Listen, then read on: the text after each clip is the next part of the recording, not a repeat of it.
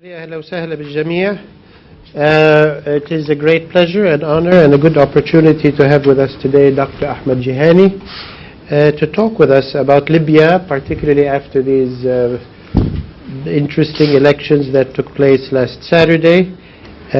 Libya certainly faces all kinds of challenges: state building, nation building, economy building, constitution drafting, and all of that.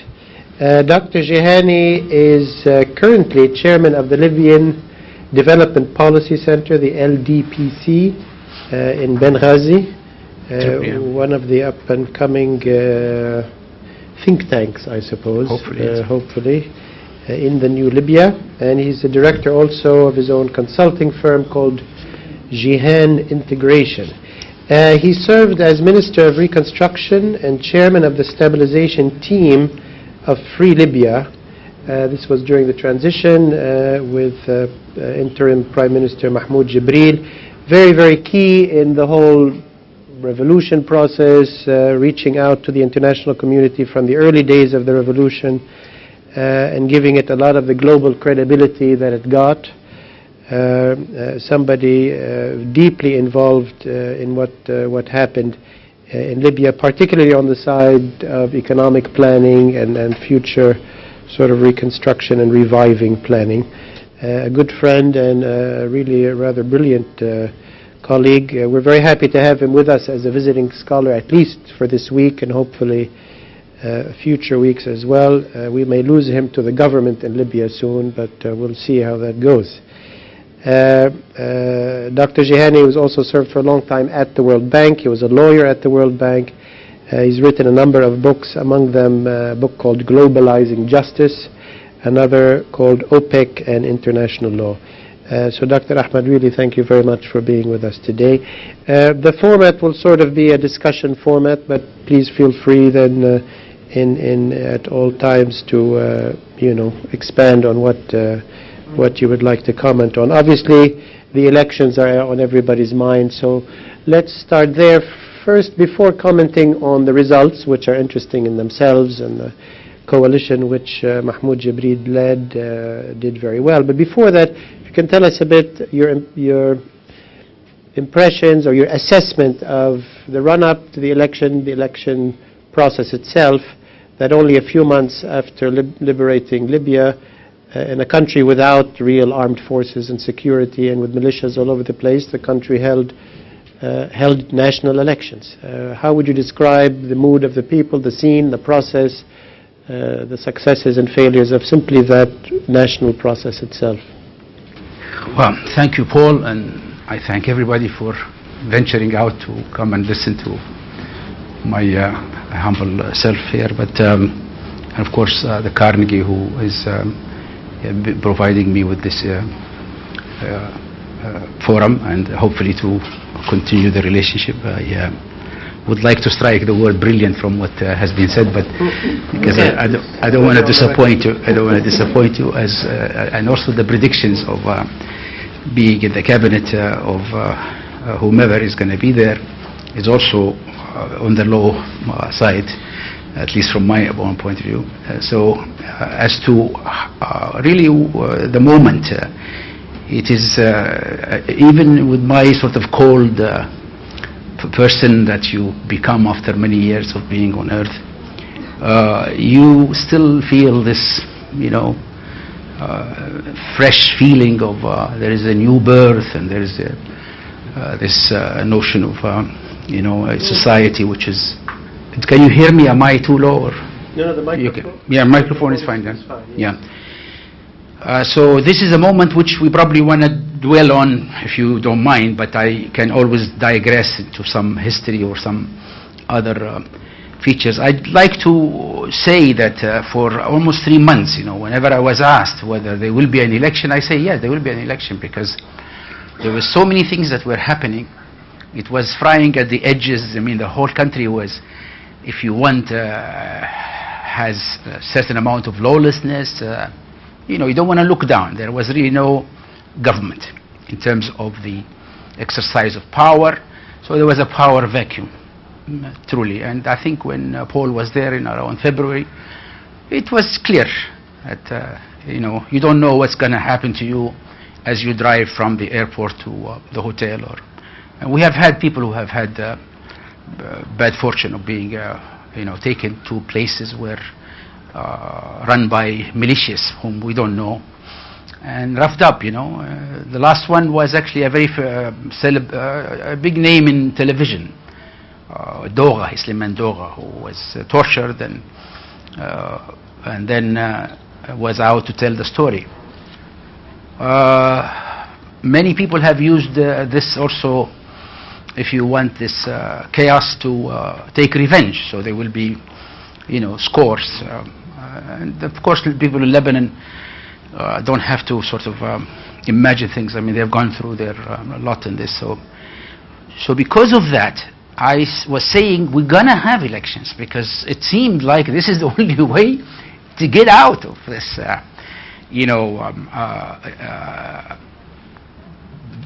situation which resembles a failed state, and very no effectiveness of government. Essentially, the delivery systems for any public goods or public services has broken, and many other features that were in any other place. The place would have been a Somaliland. In Libya, luckily, the cohesiveness of the society, the fact that the society kept together for the 40 plus years of tyranny, provided quite a bit of this momentum and this, if you want, stability. And so you could group the violence around three different things. One, this violence which was erupting between people who happened to be different ethnic. There was the Kufra, Sabha, and the West. They were essentially also an exit point or entry point for smuggling and contraband, and so it was more of an economic fight. Then there were other incidents of that are related to these Salafists, who happens to be in an area called Derna, who even yesterday they bombed a very famous mosque, Sahabi Mosque, which really goes back to the first, conquest of the Arabs of the Green Mountain to the 7th century. So there is this famous Ibn Qais, he's one of the Sahaba, who basically built this mosque, and they bombed it basically because they don't believe in shrines. So that's a second one. And then in Benghazi we had a third features of where international community was attacked. So you had a series of failed attempts basically at the British and at the UN and at the 2-3 others anyway. So to pull out from this and then now begin to talk about election and forming a government and is very difficult. I mean, you have to have two sides of the brain to be able to cope with this and convey it to you and convince you that this is a moment of hope. It depends which question I'm going to receive, and I probably will revert back and forth between this bifurcated self about the place.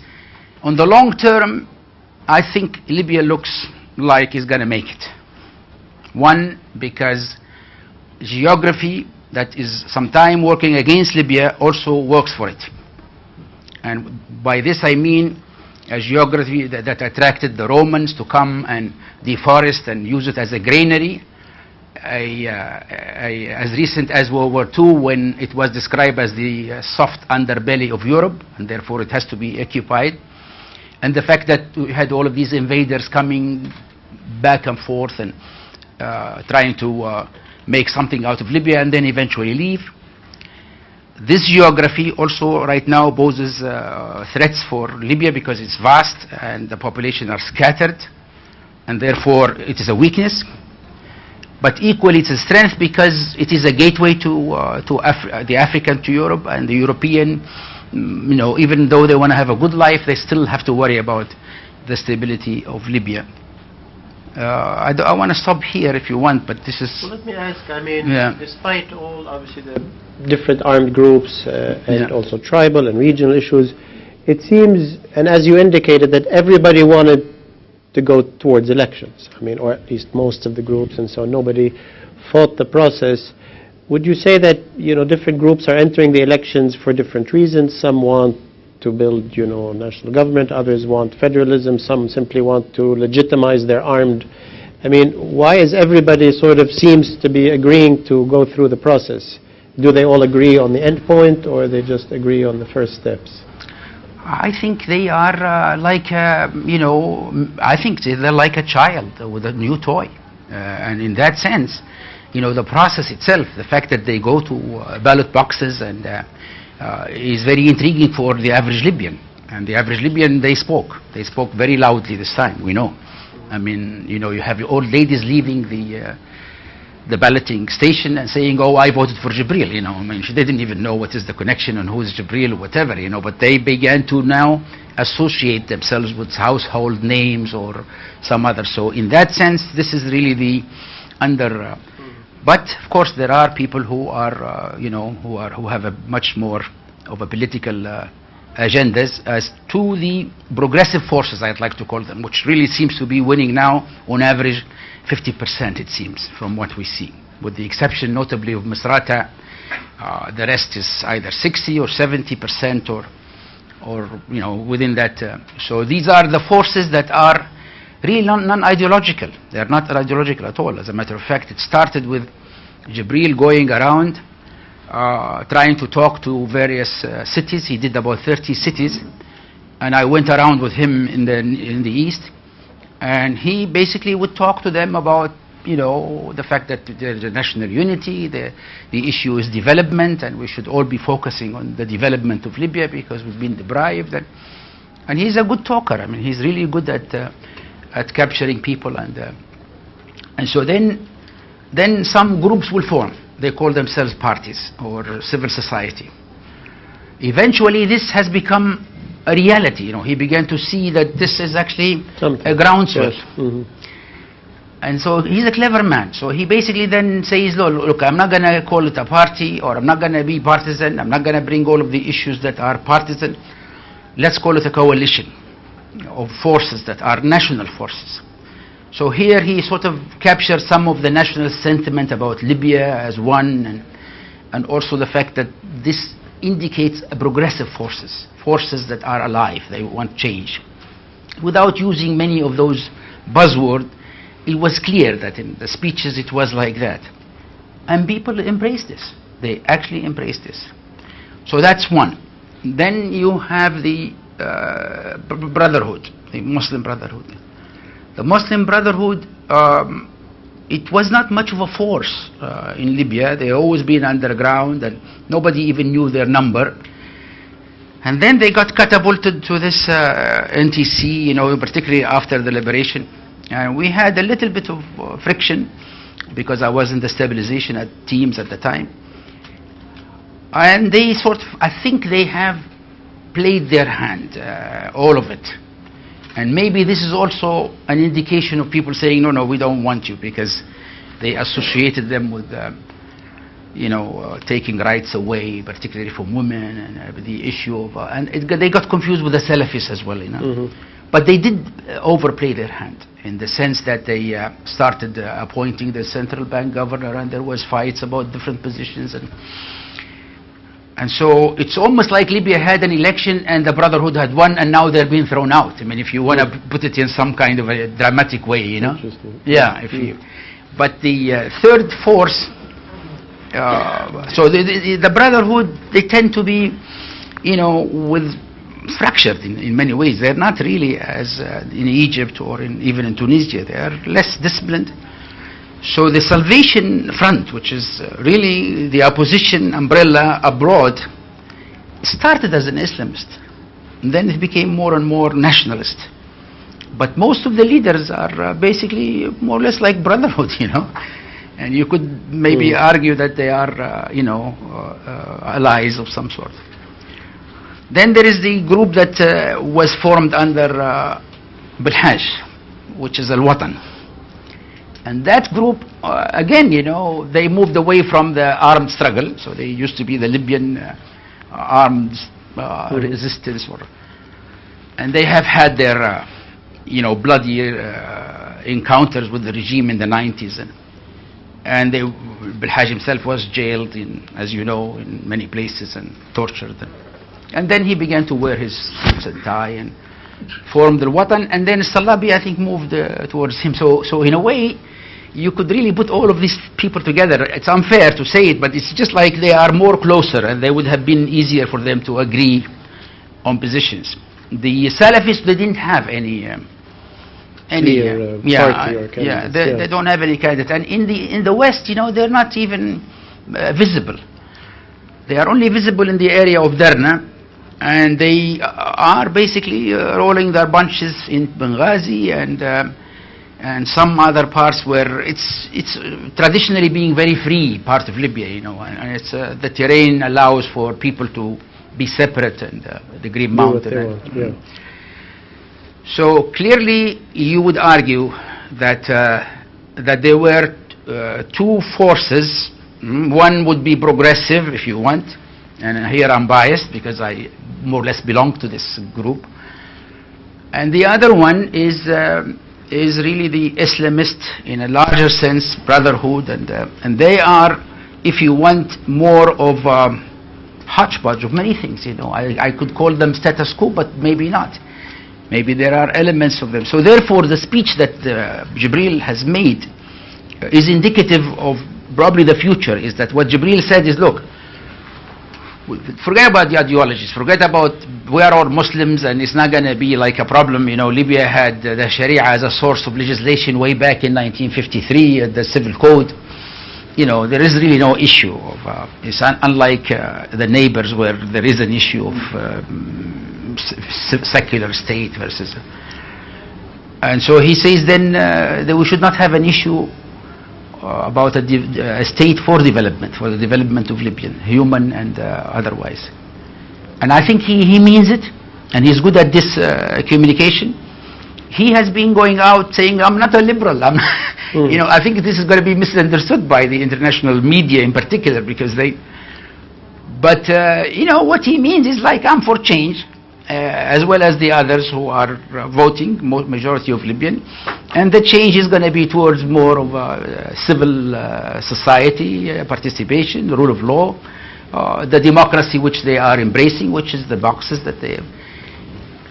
What has been really most noticeable about what happened the last 3 days is this election, which seems to be, forget about the incidents that are people who are against the election altogether, these are very small.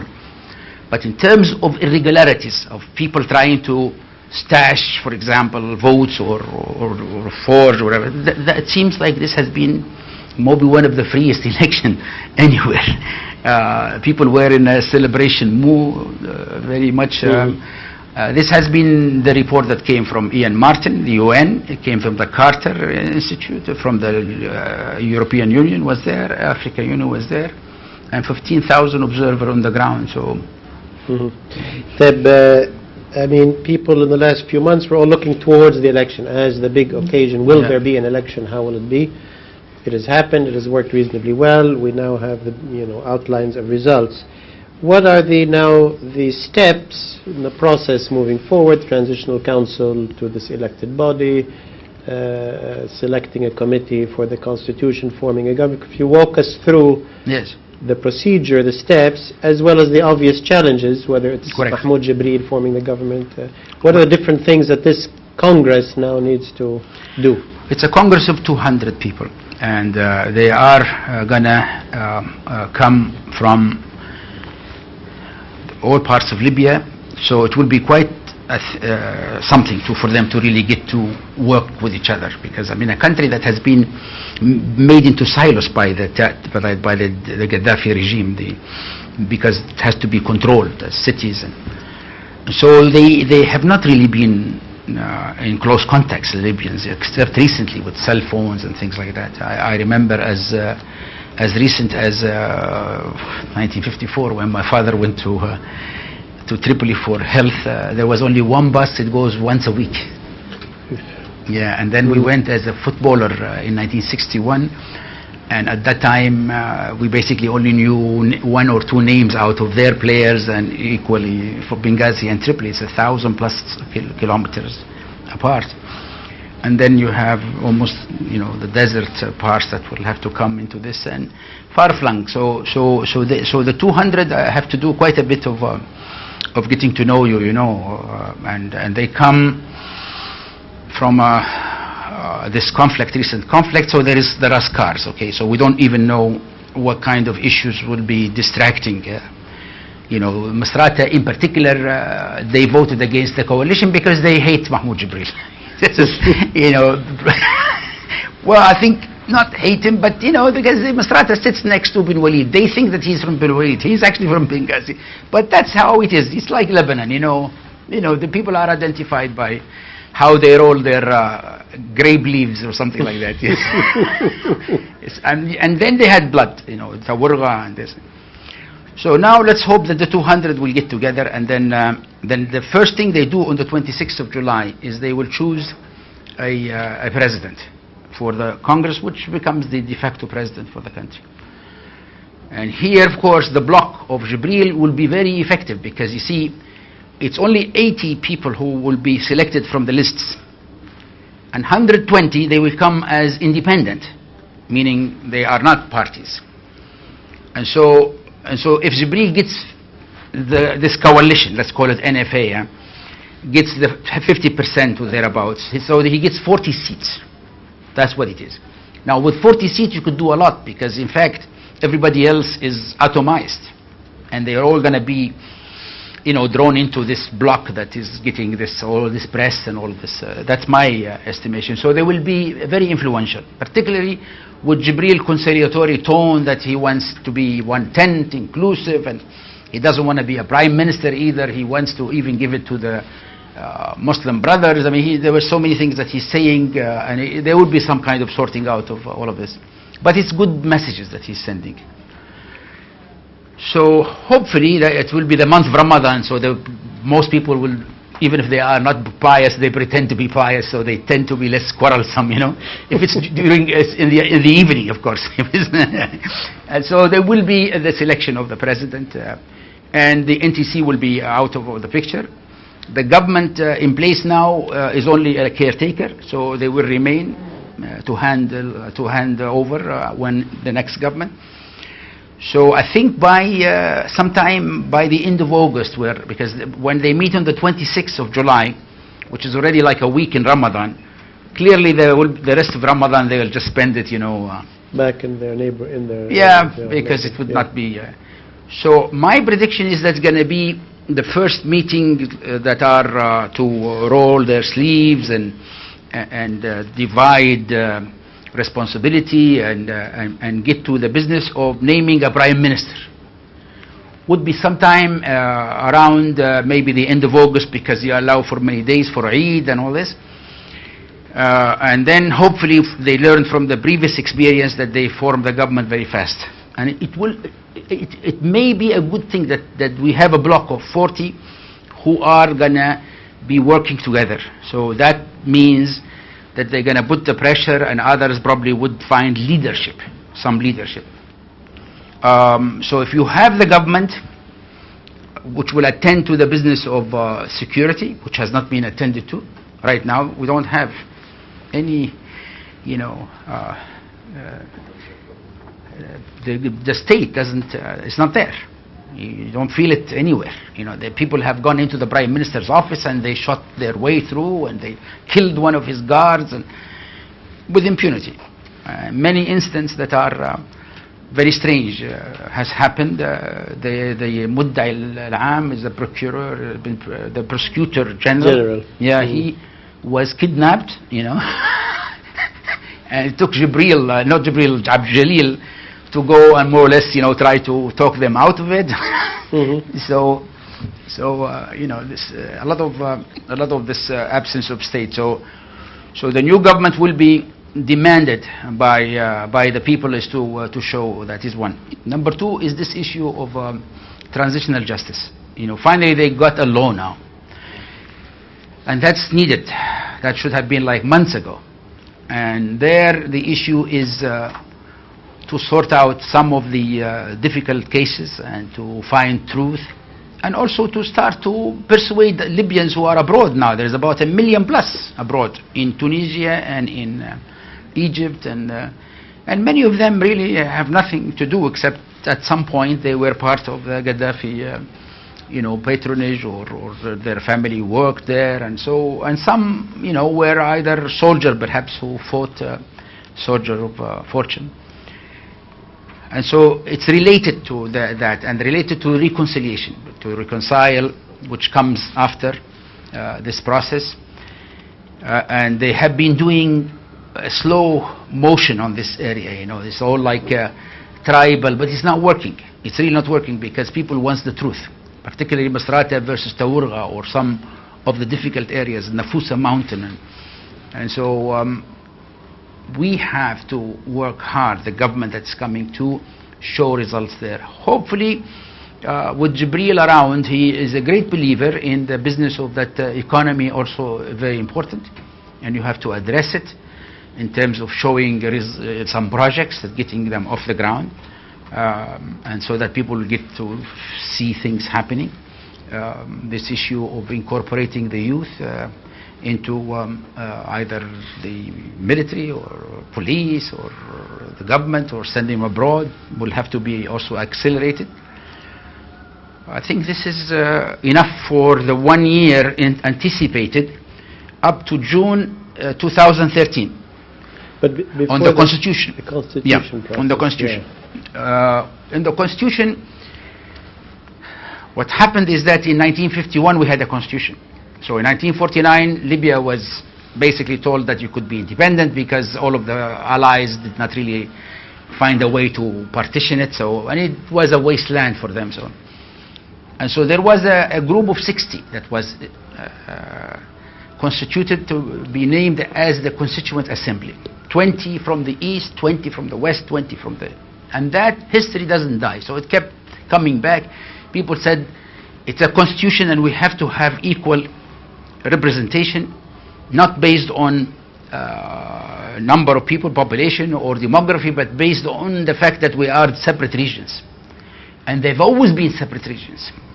Cyrenaica was from the Greeks, and before the Greeks you're talking about, the name itself is actually a Greek name, Cyrene, and Fezzan is a place where the Roman called it Fezzan, and they basically thought of it as a belt that basically to protect their Roman realm. And Tripolitania also is like Tripoli here. It was made of the 3 cities, the Tripolis. It's Oya and Leptis and Magdis and Sobrata. So this is something which is so ingrained, that these 3 regions are 3 regions. Mm-hmm. Maybe not state, but they are 3 regions. The people are not necessarily the same. They are not entirely different from each other. There's a lot of common things, but they are in many ways different, And between them, it's the desert or thinly populated areas, or there is natural barriers there.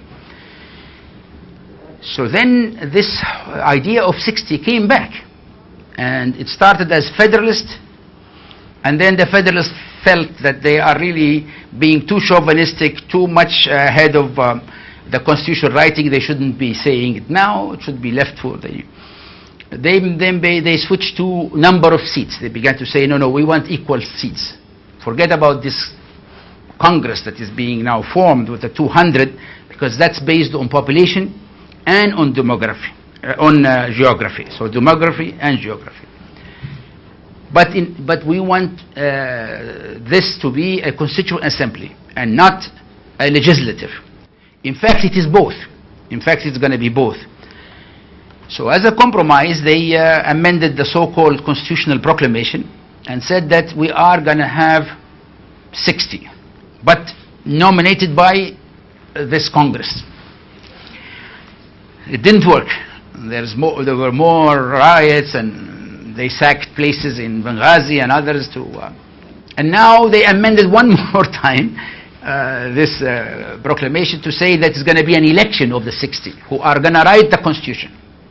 So there will be another election for 60 people, 20 from each region, who will sit and write the constitution. In 3 months they will be finished with that. A popular election? Yes. Any people in each region will pick 20. Their own 20, yeah. Oof. No, it's not going to be easy. It was one of those last minute, okay, let's give it to them, but, it is really kicking the can, to the Congress, because this Congress should not be abiding by what the NTC does, because the NTC was basically, is trying to just leave me alone type of policies, And so as a result, it may not really be possible to have another election, and they may do it by way of local council, or I don't know. Right now, this has happened only 2 days before the election, that amendment. So we'll have to wait and see. Yeah. Well, thank you. Thank you very much, Dr. Ahmed, for those opening responses and remarks. And see you soon, all, inshallah. Thank you Thanks, so much. Ahmed. Thank you.